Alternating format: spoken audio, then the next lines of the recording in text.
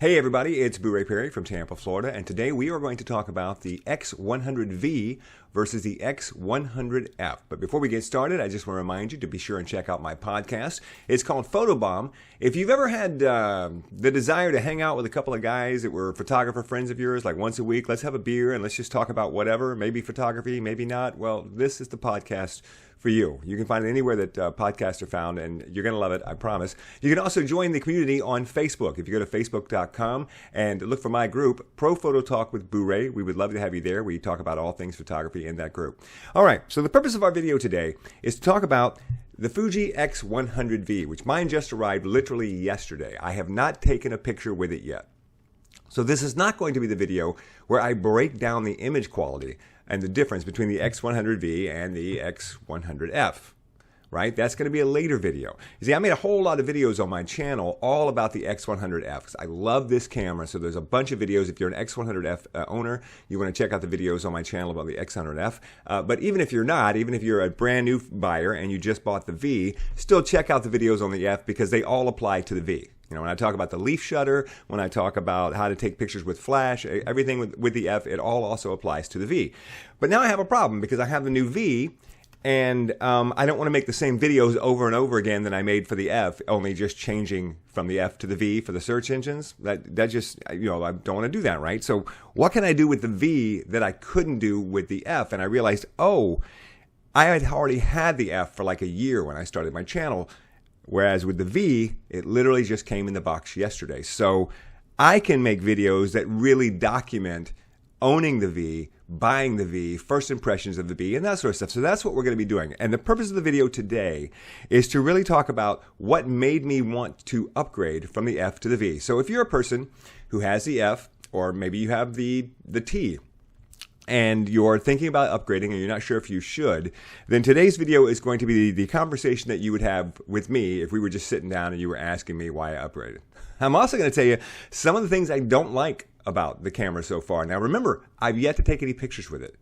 But this is just based on my assessments of the camera and looking at the camera before I bought it, and also looking at the camera now that I have it in my hands. Because there are actually a few things that I wish they hadn't changed on the camera, and we'll get to that later in this video. All right, I have broken down the categories for why I made the switch into three distinct areas. The first area is called the slam dunk, and the second one is called the cool, and the third one is called the, yeah, that's nice. These are the three things that made me decide to go ahead and make a switch to the X100V. So we're going to start with the slam dunk. There are three things in the slam dunk category, and those three things are, number one, new lens.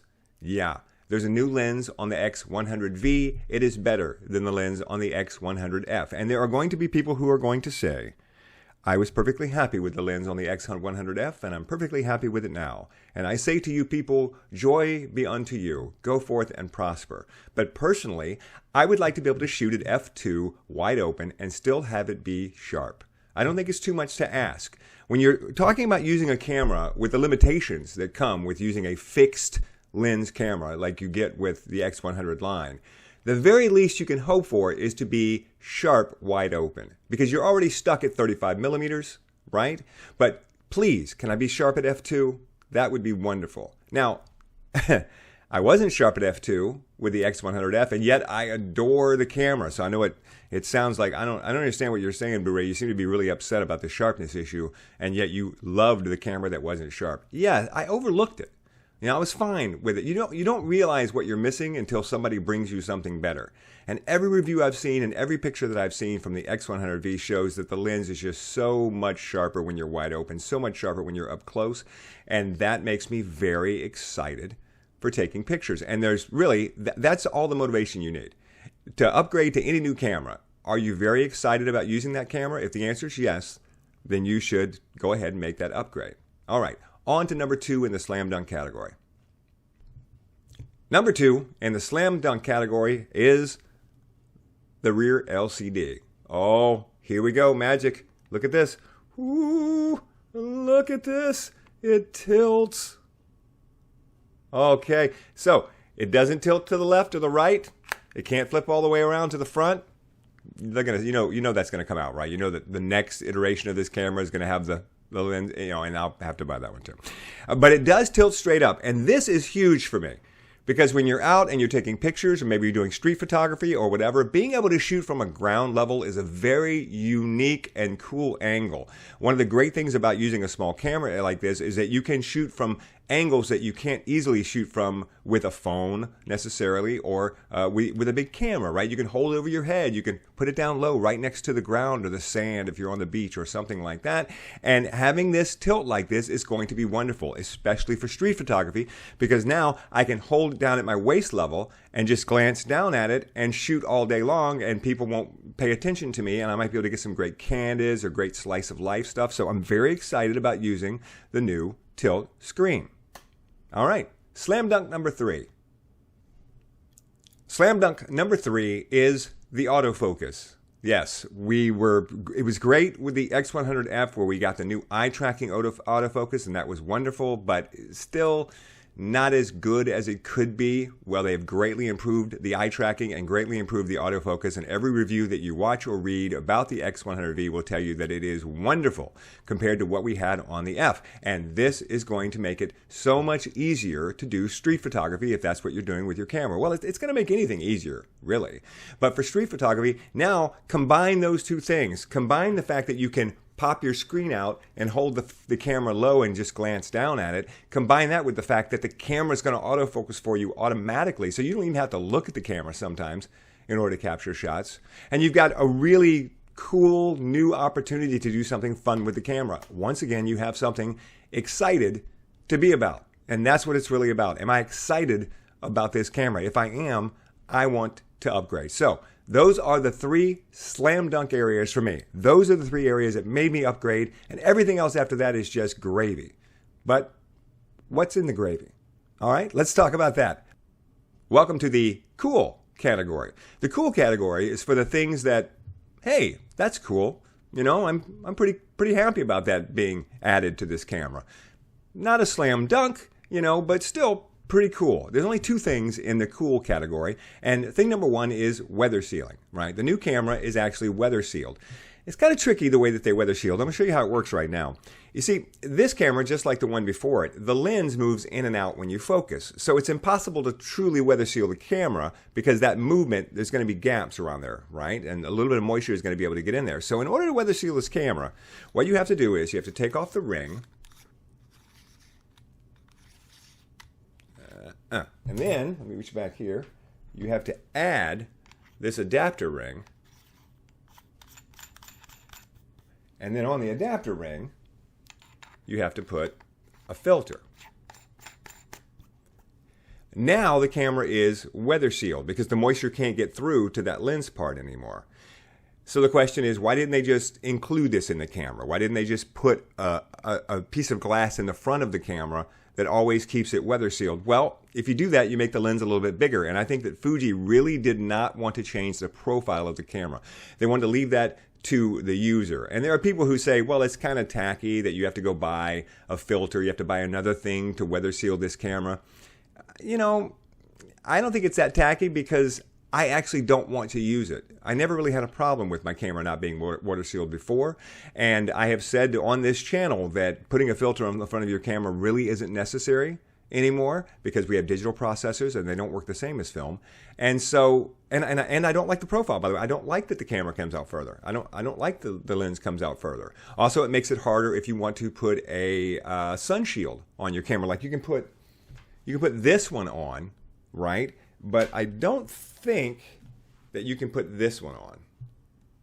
I'm not sure.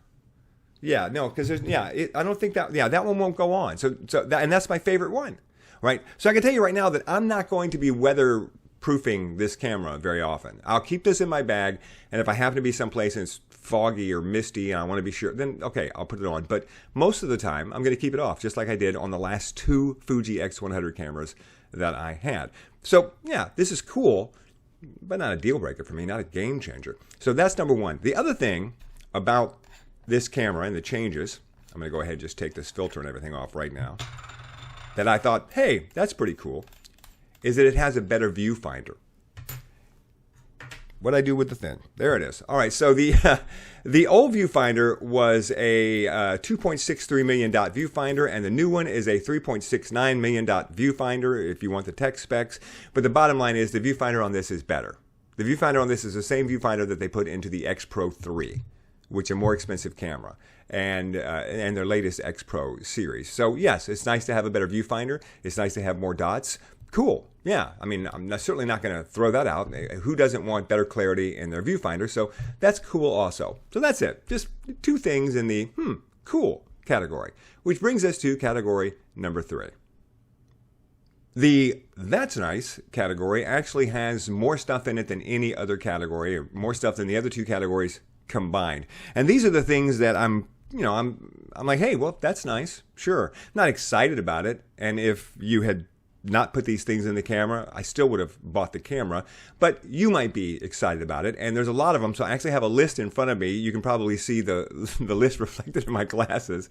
And I actually have a list in front of me because they are so deep into the that's nice category that I can't remember them offhand, because they're just not that important to me.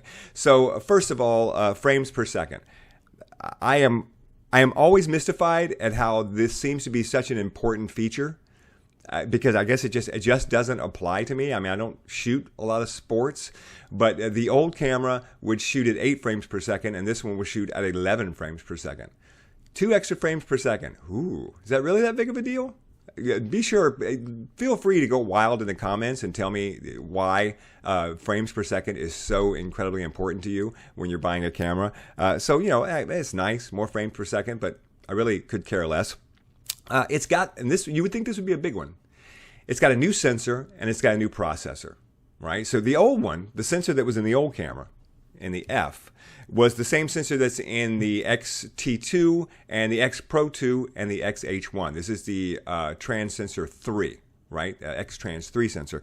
And then this has the X-Trans 4 sensor and processor. And that sensor and processor are the ones that are in the X-T3 and the X Pro 3, which are the newest cameras from Fuji. Well, the X-T4 is actually the newest one. And it might have the same, I'm pretty sure it has the same sensor anyway. So, new sensor, great, nice. But I was really happy with the old sensor. And most people were really happy with the old sensor. And I feel like we're getting to the point now where we've reached a little bit of a stopping point on sensors. We're not seeing great and huge strides in sensor technology anymore. Like if you were buying a computer in the early 2000s, you'd buy a computer and then 6 months or a year later, the new processor would be so much better than the one that you have in your computer. And that's really not happening much anymore, right? They make advancements, but they're not huge advancements. So I was perfectly fine with the old sensor. Then there's video. Again, very important to a lot of people, not important to me at all. Right? The old camera shot 1080p. This camera shoots 4K. If you're a video person, then that's very important to you, and it might be a huge reason to upgrade. For me, just really not a factor. Although I will probably use this camera to shoot some video series things. Series? I don't think series is the plural of series. I probably will use this camera to do some of that stuff, because it's so easy to just quickly throw on a little tripod and use. It doesn't have in-body image stabilization though, so it's not a good vlogging camera. You can't really walk around with it and get good video. It's also got Bluetooth connectivity, which is nice. It connects to your phone using Bluetooth, so it can pull, for example, your location and the time can be pulled straight from your phone into the camera. You don't have to set that. That's nice. It also, because it can connect to your phone with Bluetooth, it can constantly transfer. Right? You don't have to go in and say, okay, I want you to transfer these files. I'm still waiting to see how well that works. We'll update that further. But it still uses Wi-Fi for the actual transfer. The Bluetooth is just to connect, but the Wi-Fi is where the actual transfer takes place. It has a new film simulation. Classic NEG is a new film simulation.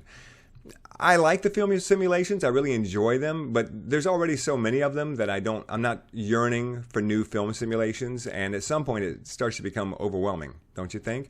What else? Oh, the new ISO dial. This is cool, right? So here's the old one. Here's the old one. And to change the ISO, you had to lift it and hold it up and then turn it, right? And on the new one, it clicks. and it stays up all on its own, and then you can turn it where you want it and just click it back down. Oh, that's great, because the old ISO dial was bad, and I talked about that in a previous video, and I'm glad that they changed it, but to be honest, I don't use it that much. I change the ISO right here more often than not, because I like to be able to change it while I'm looking through the viewfinder and not have to do this. So I would have been perfectly okay if they just would have completely gotten rid of the ISO dial. It wouldn't have bothered me a bit. So, I mean, it's a nice change. It's thoughtful. It shows that they're listening to us, but is it going to change my world? No, really. It's not going to change my shooting experience with the camera really at all. The battery life is better, and it's the same batteries, which is great. If you can give me a better battery life from the same battery I already own, that's just fantastic. It's not huge, though, right? I mean, I've got the numbers here. Battery life. With the EVF, on the old camera, it was 270, now 350. That's not bad, right? An extra 80 pictures from your battery. And with the OVF, it goes from 390 to 420. So that's nice. But the bottom line is, you're still going to have to carry a second battery. So the fact that now I switch my battery out, I don't know, a half hour later or an hour later than I would have switched it out before is really not going to change my shooting experience all that much. Also, you're getting a few more megapixels, by the way, in the sensor. The old sensor was 24.3 and the new one is 26.1, but less than 2 megapixels total. That's really not going to make a big difference. And also, there's something to be said for having a smaller megapixel count on your sensor, because you usually will get a better dynamic range with a smaller pixel count, because the pixels are bigger and therefore they can have more light and more areas of dynamic range. That's a whole other video that I should do at some point. I think that's it. Yeah, so that's it. That's the, I guess that's nice, category. So those are my reasons for making the switch. And if you're thinking about making a switch, you can look at those reasons and decide, you know, does this work for me? So now we're going to get to the things that they did that I don't like on the new camera. And for that, we're going to need to actually look at the camera. All right, let's look at the two cameras side by side and just really pick apart some of the features in the aesthetics that they changed on the camera. And the reason that I'm talking about this, and many times you wouldn't talk about this with other cameras, is that the X100F and the X100V, the reason these cameras are so popular is not just because of the pictures that they take. Many people consider these cameras to be a work of art. And so when you change a work of art, it is going to have consequences, and we care about these things. So I wanted to really take a minute in this video to talk about the aesthetics of the camera that have been changed and how I feel about that. Okay, so let's start with the front of the camera. And you can see I've still got my lens hood on my X100F, but bear with me. There are some changes to the front of the camera. Most noticeably, you'll see that the silver line here on the old camera does not go straight across the camera. See how it's higher here and lower here? But on the new one, the line goes straight across. Okay, I'm fine with that. That's not a big deal. But they also made changes in the switches here that you use to switch from the optical to the EVF. They made changes in the flash in the front. I don't think any of these changes are major or life-changing for the camera, so I really am okay with the front of the camera. Now let's talk about the top controls. And here's where you see one of the biggest changes that they made, and it's here in this dial. See, on the old camera, they had the straight line here of the camera, and then the dial was right next to it. And then here, they have modified so that the dial digs in, right? Now what you're seeing here aesthetically is the same sort of thing you saw happening to cars, say in the 80s and 90s, when we had all of these cars that had sharp angles and lines and they looked like they were bolted together, and then suddenly we started seeing cars where everything flowed into everything else.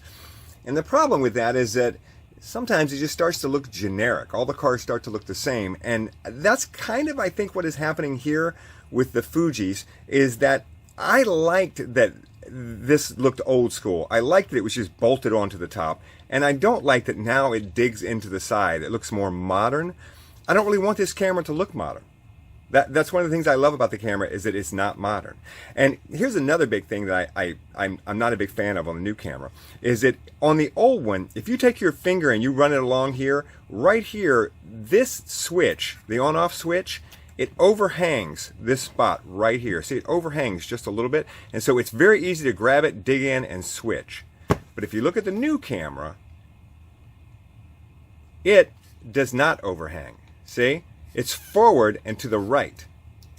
So you feel it, but then you kind of have to go up and grab it to move it. Whereas with this one, it's just it's straightforward, but because of this overhang right here, this indentation, there's a little lip right there, and it's just easier to grab it.